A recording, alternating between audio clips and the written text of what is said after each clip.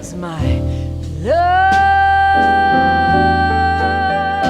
Welcome to a new edition of the Neon Jazz interview series with jazz vocal icon and guitarist Tina Schlieske. She opened up about her new 2024 CD, The Good Life, that stands as her first jazz standards recording under the banner of Shifting Paradigm Records. Teaming up with a stellar ensemble, she embarks on a transformative jazz journey. Her illustrious career spans over 4 decades, garnering numerous accolades, including a prestigious star adorning First Avenue's legendary Star Wall. Renowned for her impassioned vocal delivery and magnetic stage presence, her pivot into the realm of jazz signifies a poignant milestone and a stellar career. Enjoy this interview. Hey, it's great to meet you. Thanks for taking a minute out today.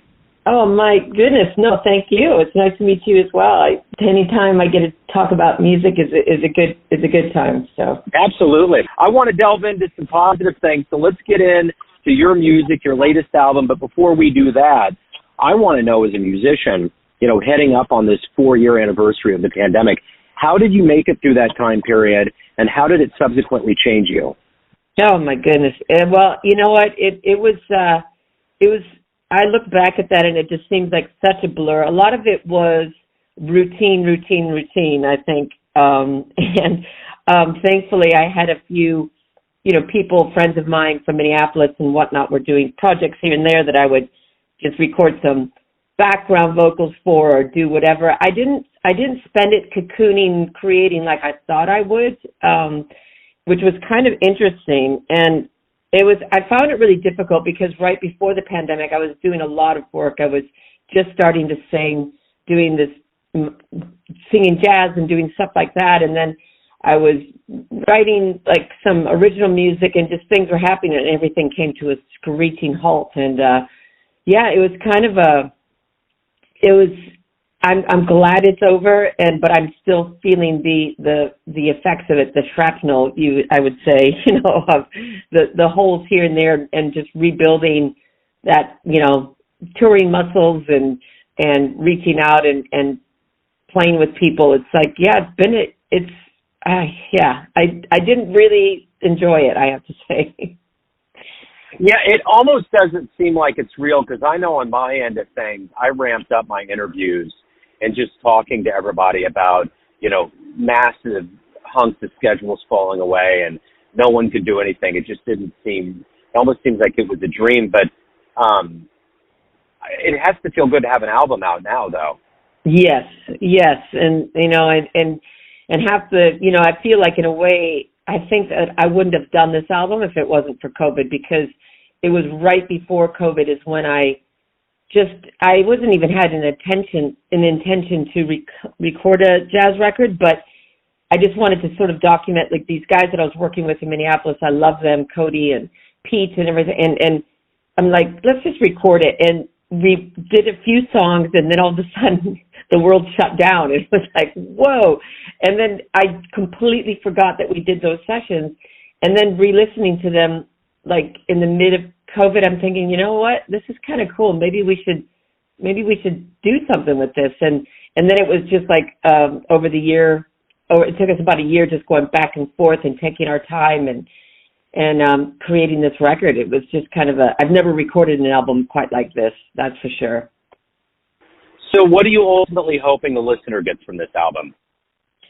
I think I would, typically I really would love to just create a nice like mood for people and to give them something that they can just put on when they're just hanging out, having a good dinner or just hanging out with friends or just wanting to relax and just kind of let the record kind of create the atmosphere around them. I've never really, my music, where I was kind of originally from, like Americana singer-songwriter, it's like you really want to draw the listener in to like listen to the lyrics and all this. And of course, I want that from this record, but I like it sort of just creating a atmosphere in the background type of thing, which I think is kind of nice too. So let's get into your roots here. Talk to me a little bit about how did music become your passion? How did you grow into this multifaceted artist you are today?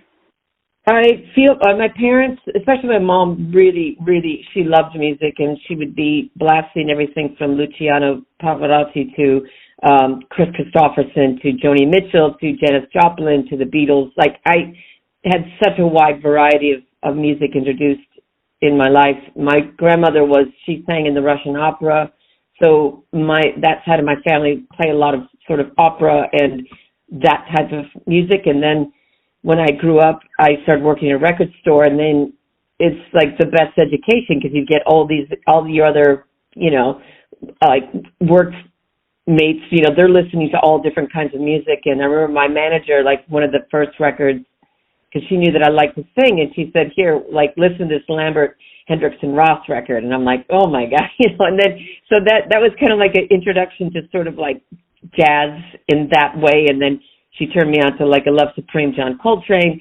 And then I was getting all my other, like David Bowie, Iggy Pop, Janis Joplin, and then you get into the Joni Mitchell, and then you get the gateway to the Thelonious Monk and Jaco Pastorius. So like, I just felt like I just loved music so much, and I was absorbing it all and just trying to and use that as all those influences and use that as an output for anything that I was expressing with music.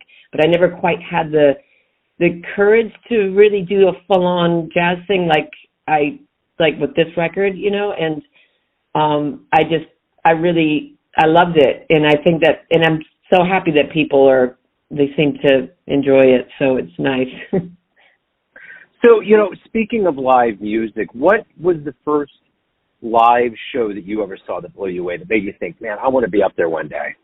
Oh my goodness. A first live show, that would be, that's so difficult because when I was really, really young, my mom would listen to Elvis Presley. And so of course, like, that would be like, he had that big Hawaiian special, like on TV. And I remember just being young and just like thinking like, whoa, like whatever he's doing, I want to do. And then it wasn't until when I got, I have to say, my sister like took me to an REO Speedwagon was one of my first live, but I would have to say that wasn't something that I didn't think like, wow, I want to be on stage doing that. But yeah, that was like, you feel the energy of people being at a concert, and you're just like, wow. And then I saw David Bowie live, and that was just mind blowing. I guess that would be my first, like that on a scale of like if I can get there, that would be amazing. So yeah, I would say Bowie would be my first live experience. Yeah, that would be amazing. I got kind of an interesting story before the pandemic happened. The last show I saw was Bill Frisell, and I remember I baptized my wife in jazz. She's become kind of a student and really gotten involved. And she was like, "What can I expect from Bill Frisell?" It's like, don't know. His nature, right? Yeah. So we get in there, and he's playing at an art gallery. It's like the 8th of March, the very first COVID case hit like Kansas. Like no one really knew what was going on. So Petra Hayden was singing, and it was a trio. And at one point, she stood up and she started singing "We Shall Overcome," and the crowd just started rising, like cattle before like a tornado was coming in. We all just kind of knew something was coming, so we're all swaying. And then just to pay homage to the eclectic nature of Bill, the song right after that was Ziggy Stardust. The cover of that. Yeah. So that's just what he does. So anyway, when you said that, I was just thinking about COVID, my last show, but that show was amazing, and it was the last music that I would see for years. So it was quite a send-off, so to speak. I mean, that is a beautiful send-off. I mean, how, it shows like that I just feel like, you've got your generic shows that you go and see, but like what you just described, that is like, that there are those one shows that go in a completely different category, that it's almost like a spiritual, religious like experience that you have, that is just so profound. That's amazing. Absolutely. It is. So I'm curious, how did the road lead to California? Talk to me a little bit about your career and how where you're at right now. Well, after like my band, Tina and the B-Sides, we got signed to Warner Brothers, Shire Records, and I moved to LA to be sort of closer to the label, I guess, and just thinking that that's what you do. I got a little taste of California. I didn't particularly care for it. And then, and also my girlfriend, I was living with my girlfriend at the time outside of Los Angeles. And then we broke up, and then the band started to like basically disintegrate. So I moved back to Minneapolis, and then just toured around a lot and basically lived like a nomad. And then I met my partner that I've been with now for the past 20-some years, and she had a place in Santa Barbara, and that's where I just kind of ended up living, was here. And we've got 2 kids, but it was, fortunately, being a musician, I can sort of travel anywhere, and I've spend my time, like, I go back to Minneapolis probably like once a month, going back there. And I've got my band and musicians that I like to work with here, but my core of musicians and people are still back in Minneapolis that I constantly going back and forth to. But there's a lot of air miles. Yeah, I would imagine so. So, you've been doing this for quite some time now. I'm curious, what is it that you like the best about being a professional musician? I think it's that the fact that that anyone that works in something, that a craft that they, love, and that is, for me, that is what I love, the constant work at the craft. Even, and the moment that gets boring, or I feel like I can't learn anything more, or it's not, feeding me in a certain way, then I will end it. But I love the working of the craft, and I love talking to other musicians and other artists that also do the same. And it's that constant input and learning. I mean, much like how stepping into doing, like right before COVID, and I really was feeling this sort of artistic, like I just want to do something different. And that's when I really delved into singing jazz and just really learning, like, wow, like I'm a blues singer at heart. And you can fake a lot of notes and fake the, whatever. But when you sing jazz, that is a completely different beast. And it felt so good to really force yourself, and like you're just like you become a young student again. And that is, I think, what I love most about being, a professional musician. That constant learning, that constant working of the craft, and of course, the people and the experience that they feel from it as well as you grow and learn is quite, is an amazing thing. I feel like a very, very lucky person that I get to do what I do. So, as you mentioned, you're multi-genre, and I'm curious, for the purposes of us being a jazz show, at the end of the day, why do you love jazz? I love the freedom of it, and I think the older I get, I even realize even more it is the ultimate free form of music, and I know that people, it's so hard to describe until you really start to listen to it and appreciate it, like what these musicians are bringing to this, like a simple 12-bar blues. It's like I love that feeling of like the possibilities are endless, with time signatures, with notes, with where you're going to go, and I love.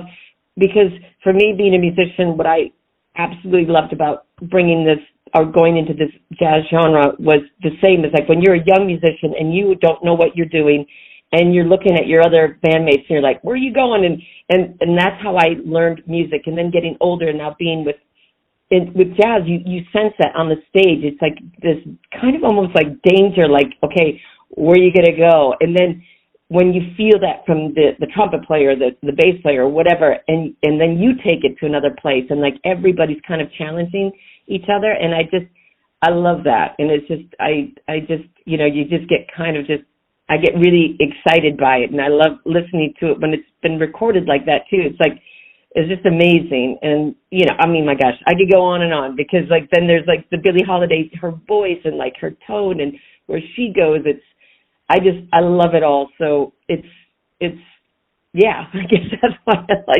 I like jazz. So let me ask you this. If you could go back into a time machine, go back in time and see any jazz musician anywhere, where are you going?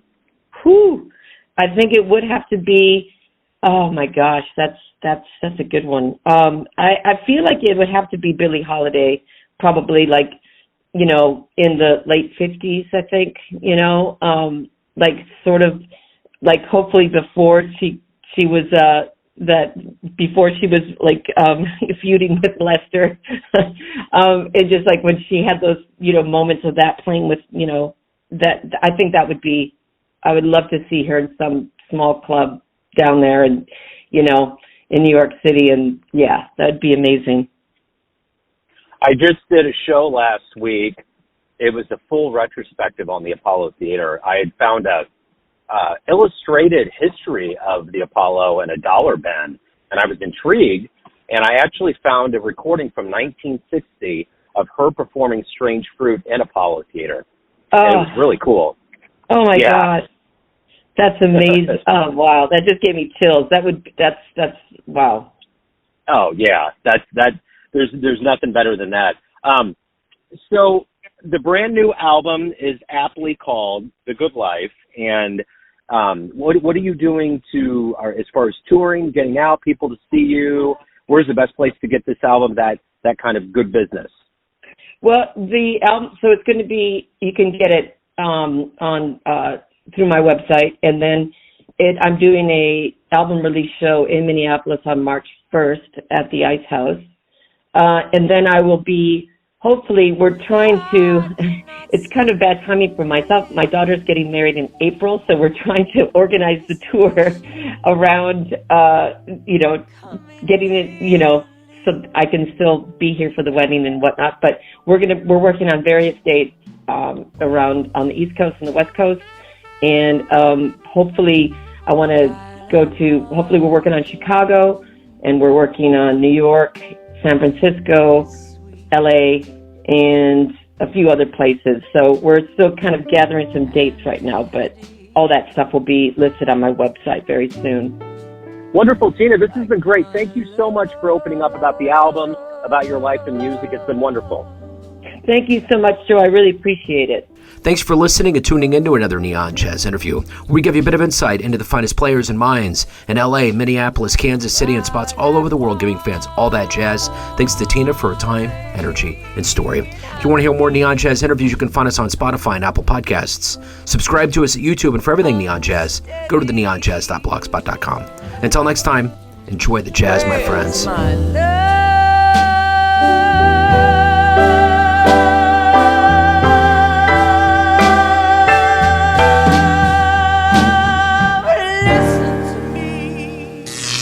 Neon Jazz.